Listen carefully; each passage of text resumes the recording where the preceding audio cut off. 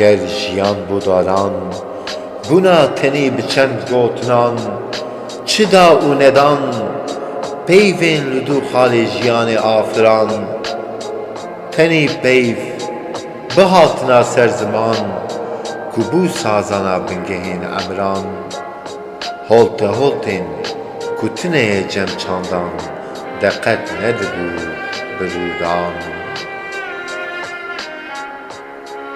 Ew dîmen û pekenokên ji mejiyan, li me nerast lê ferzan, dûxe her di afiran, cîhanekî bêwarge, bêgel û bêmalan.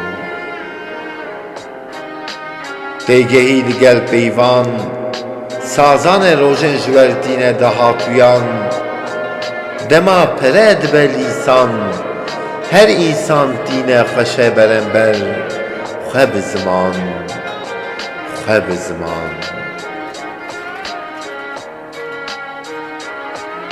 Ger ar û çan bida û bavan, li zarokan pîvan tîne rojevan, êm bi derewan derdkevin rêyan, her di qulubin di dilê gelan, û ditewîne stûya her wiha wan, û ên bin sîwana dayîka maliwan.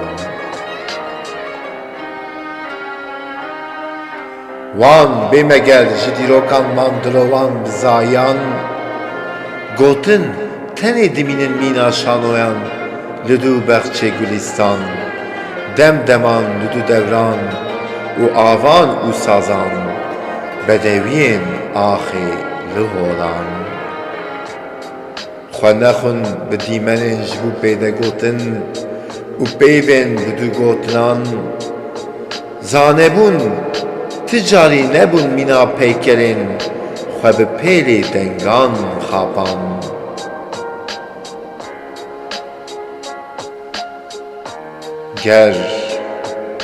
Ger dixwazin hîn jîr û rewşenbîrî avan û daran, xwe binasin bi rastnameyan, ku ji hêla we be avan.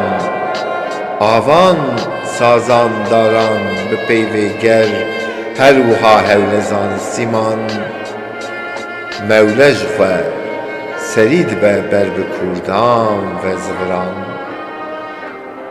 Ger gor rehman, ger gor pîvan, ve ji xweyî, ji xwezayî, ji xwe za, ji xwe bira, ji xwe bi hevdûn afiran.